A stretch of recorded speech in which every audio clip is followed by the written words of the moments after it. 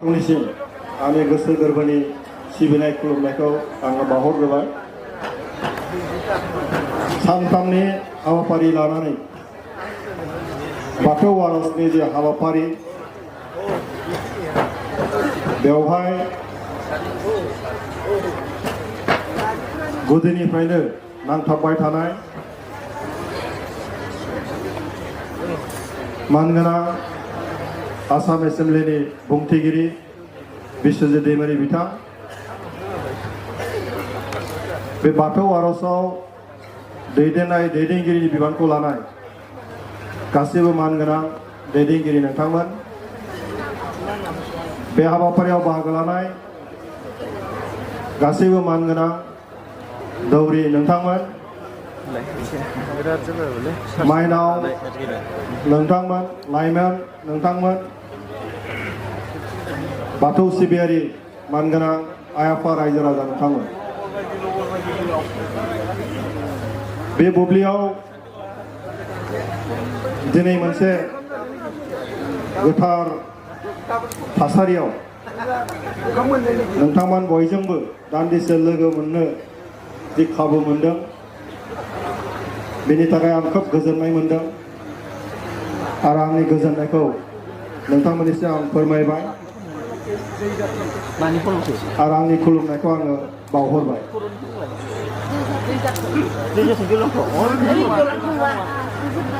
हयथ' बाथौ धोरोमनि बागै मैयानिफ्राय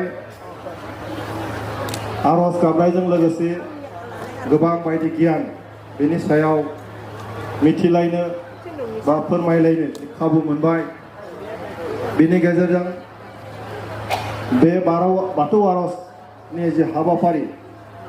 बे हाबाफारियाव बाहागो लाग्रा साफ्रोमबो सुबुङा गोबां बाथ्राखौ मिथिनो खाबु मोनबाय आरो बेबायदि हाबाफारि लानायनि थाखाय आङो बानजायगिरि नोंथांमोननिसिम गोथौयै आंनि सिबिनायखौ आं बावहरो, साबायखरखौ आङो बावहरो। आं सासे बाथौआरि, आं मिथिया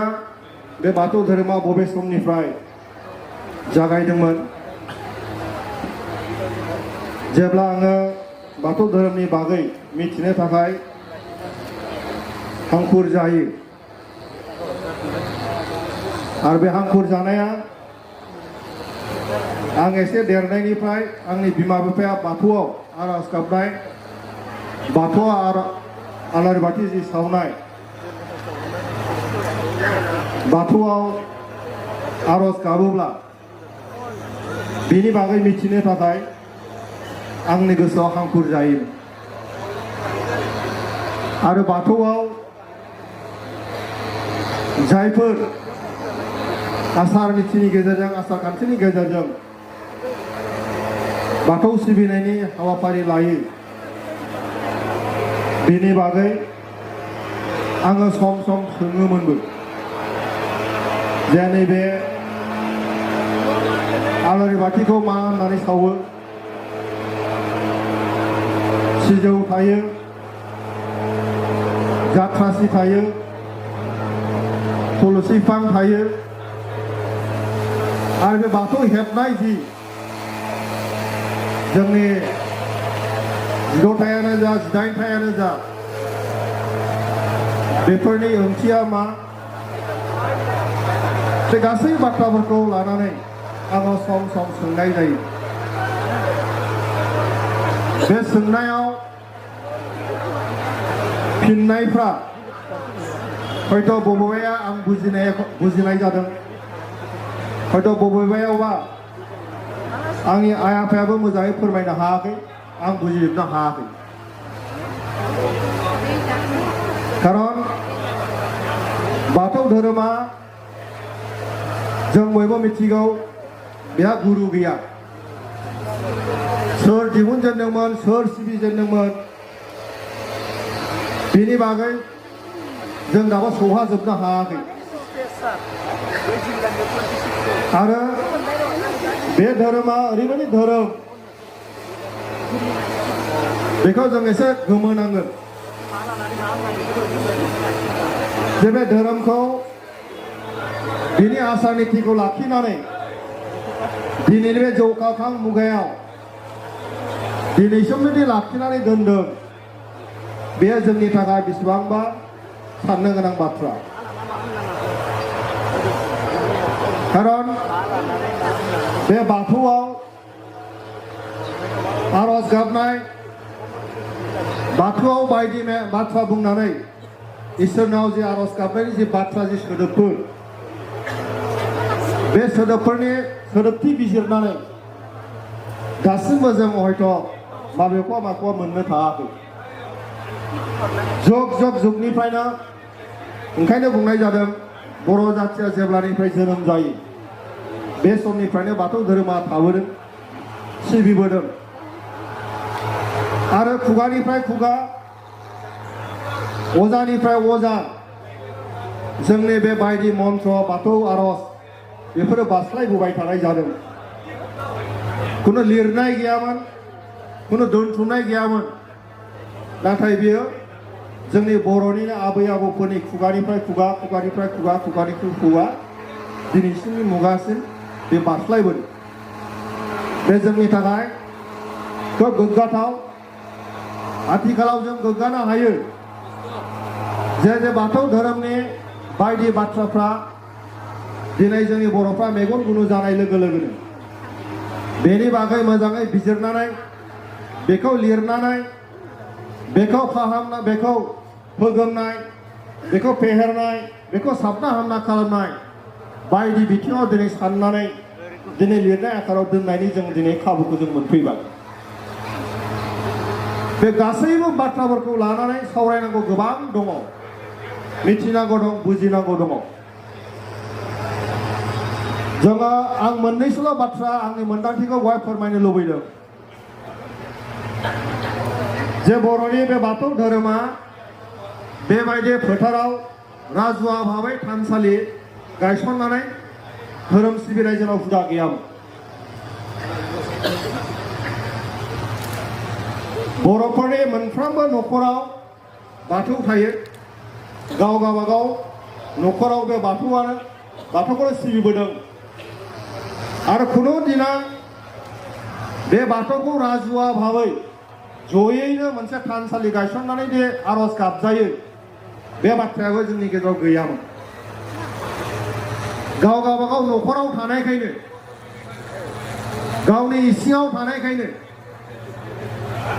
गावनि गोरबोआव थानायखायनो बर' फिसाफ्रा बेखौ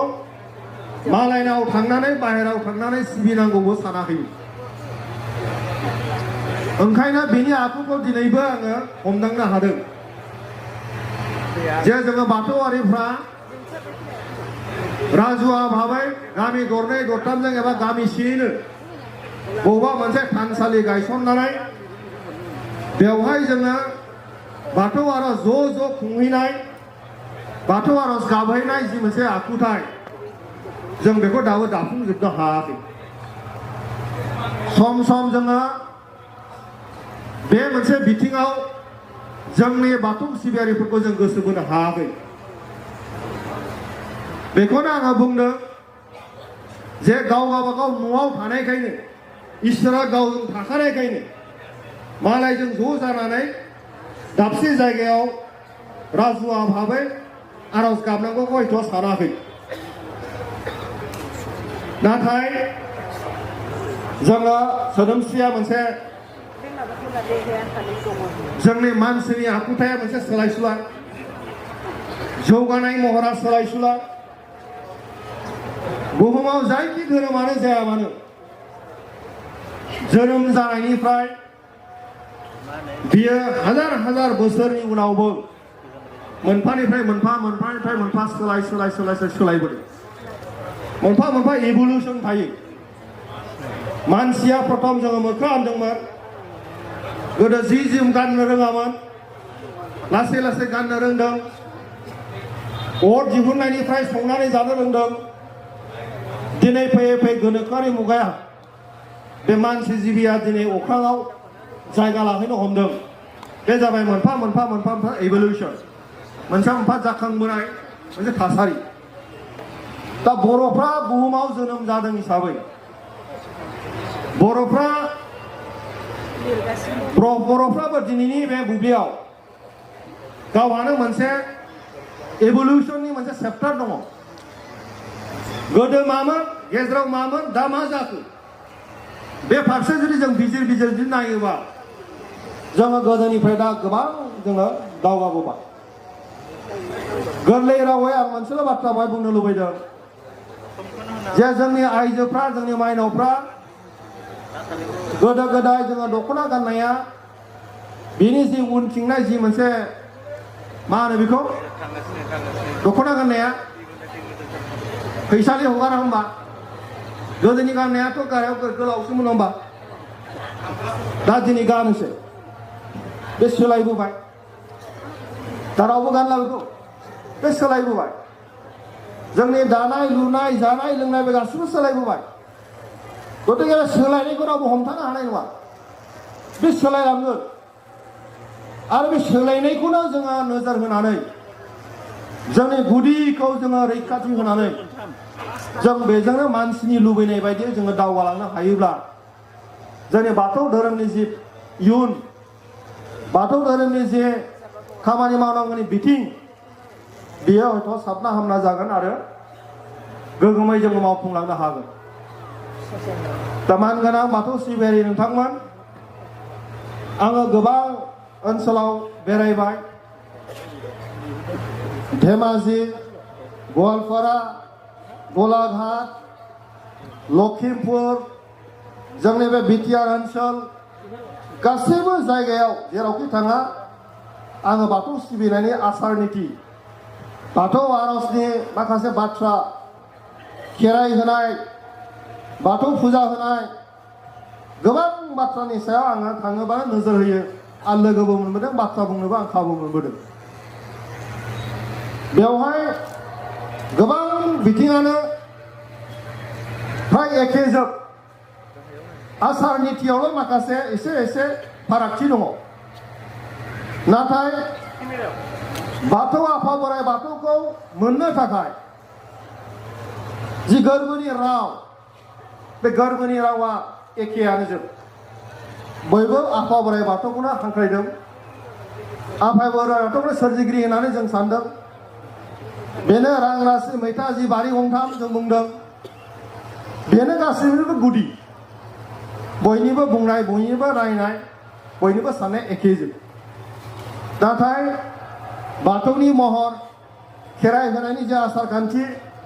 बेल' एसे फारागथिया दङ आरो बे स्वाभाबिक थागोन बे थागोन आरो बेखौ लानानै जोंनि गेजेराव बारा गोनो गोथो जानांगौ दं होननानै आं सानाखै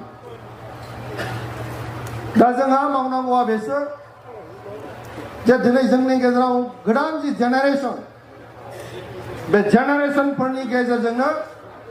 फैबाय थानाय समावहाय बे बाथौ धोरोमखौ जोङो गोजोर खालामनो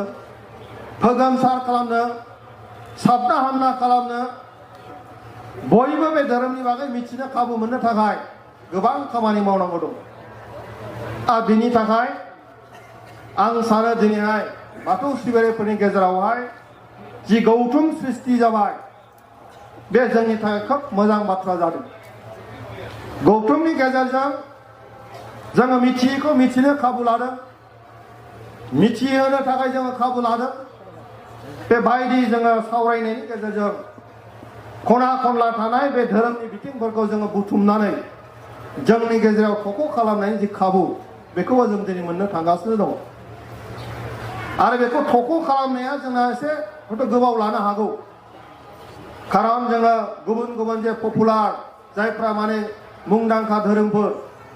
बे मुंदांखा धोरोमफ्राबो गोदो जागायजेननायाव बिथांमोनाबो एसे थोल्लौ थोफौमोन लासै मुगानि उनाव मुगा बेखौ थिक खालामनो थाखाय बिनि दाथायखौ थिक खालामनो थाखाय बिथांमोननोबो गोबाव सम नांदों दा जोंनाथ' बावाखै बे धोरोमा न' दंमोन न'खर दंमोन बेखौ ज' खालामनानै सावरायनायनि समा बावथ्राखै जोंना नै दाख्लैसो होननानै जों बुंनो हायो क'क्राझारनि बाथौ सिबिनाय अदालगुरिनि बाथौ सिबिनायजों मिथिलायनो खाबु मोननायानो बावाखै गतिके जों गोबां बिथिङाव जों एसे उन जानानै दङ बेफोरखौ मावनायनि दिनै खाबु मोनबाय जों ओंखायनो इयुन जोलै जायफ्रा गोरों गोरा दिनै रोंबाय राबाय बिथांमोनखौ जोङो नैबे बाथौनि बिथिङाव खामानि मावनो थाखाय जों थुलुंगा होनांगोन आङो मोनसेल' बाथ्रा बुंनो लुबैदों जे जोङो आंनि ओनसोलावहाय मोनसे बाथौ थानसालि दं बोसोराव खेराइ गोथार बाथौ सान खुंनाय जायो बेवहाय मासाव खनफा खनफा आर'ज खालामनाय जायो 10 बोसोरसो आर'ज खालामखांनायनि उनावहाय बे थानसालियाव मानसि थांनाया लासै लासै खमायबोदों लासै खमायबोदों मानो खमायदों खिन्थु मोनसे सम ओरैबायदि जाबायमोन जे बाथौ सानखालि बेवहाय जि मोनसे आर'ज खालामनाय बेवहाय ज' बाहागो लादों खेराइ होनायाव ज' बाहागो लादों माइनाव लायनायाव जोंना आइजोफ्रा जोंनि माइनावफ्रा बिदन गाननानै जि गुफुर खर'आव लानानै खर'आव दन लानानै जे माइनाव लाबोनायनि जि मोनसे हाबाफारि लारि न'खरनिफ्राय दन रुजुन बोनानै बे थानसालियाव माइनाव लानानै फैनाय जि थासारि बिराद मोजां नुथाय डिसिप्लिन मोनसे आब्रुथि मोनसे जाबायमोन नाथाय लासै बेबो खमायबोनो हमदों खारना मा बेखौ लासै नुबाय आं मा बेवहाय धोरोम सिबिनायावबो रांखान्थिनि बेवहाय गोनांथि दं धोरोम सिबिनायावबो रांखान्थिनि गोनांथि दङ बे धोरोम सिबिनायाव बाथौसालियाव जोङो आलारि बाथि फोजोंदों धुपखाथि जोङो सावदों बेखौथ' नों ओरैनो मोना ओरैनो मोनगोनसै मोना बेखौ नों बबेनिफ्राय मोनगोन बेखौ सिबिनो बेखौ जोङो सामलायनो थाखाय बानजायनो थाखाय रांखावरिनि गोनां जायो दा गिबियाव बिनि एसे खांलायनानै रांखावरि बुथुमनानै खालामबोनाय जाबाय नाथाय लासै मा जाबाय बेवहाय थांबाय थायोबा आङो फैसासो होबाय थानांगोन लासैनो मानसिफोरनि सिन्थाया दोरोदलांनो हमबाय थादों आंनो बुजिनो मोनासै मा जाखो सानसे रायलायनानै नुबाय माने गुबै बाथ्राया बेयावनो थाबथानानै दं आरो बेखौ जोङो खुंनो थाखाय गुबुनाव जोङो फैसा मागियो फैसा मोनब्लासो खुंबाय फैसा मोनाब्ला थाबाय बेबायदि मोनसे थासारि नाथाय धोरोमा गावनि गोरबोनि बाथ्रा धोरोमा जाबाय इसोरखौ मोननायनि मोनसे बिजों नोंहा जुदि नोंनि धोरोमा बाथौब्ला नोङो बे बाथौ धोरोमखौनो इसोर मोननायनि बिजों जुदि लाबायबा जिखि थासारियावनो जाया मानो नोङो बाथौ सिबिनांगौ नङा होमबा थाइसे होनांगौबा नों होनांगोन थाइबा होनांगौबा नों होनांगोन जौसे होनांगौबा नोंनो होनांगोन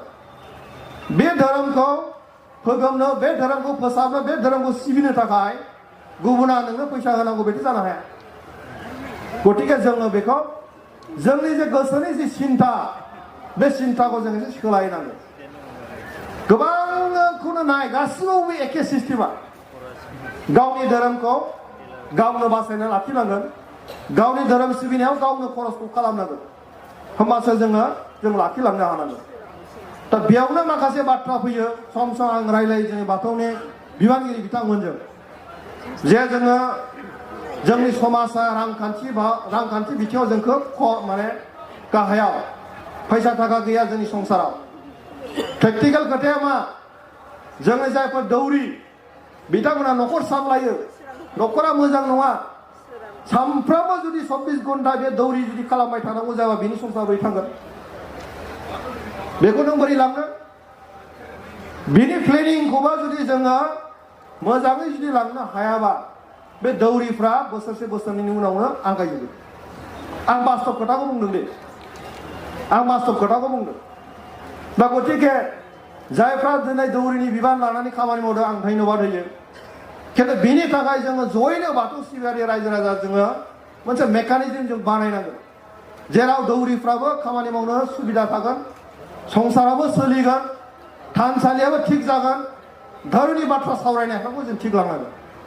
दा दिनै सानथामनि जों बेवहाय हाबाफारि लादों। जोंनि सावरायनाया मायाव मायाव जादों?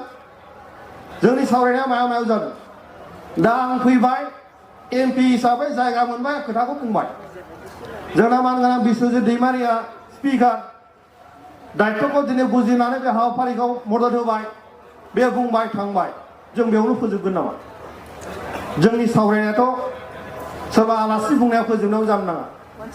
आलासिया दसे समनि थाखाय